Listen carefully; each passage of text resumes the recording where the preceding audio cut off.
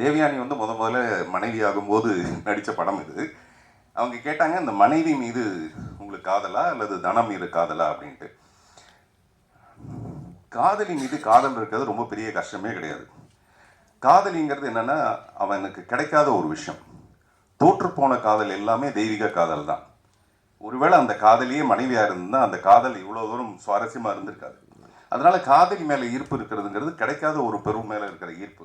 ஆனா மனைவியா வந்ததுக்கு அப்புறம் அந்த மனைவி தன்னுடைய குடும்பத்துல இருக்கிற கஷ்ட நஷ்டங்களை எல்லாத்தையும் பார்த்து, அப்புறம் கணவனுடைய ஒவ்வொரு ரியாக்ஷனும் ஒரு மனைவிக்கு நல்லாவே தெரியும்.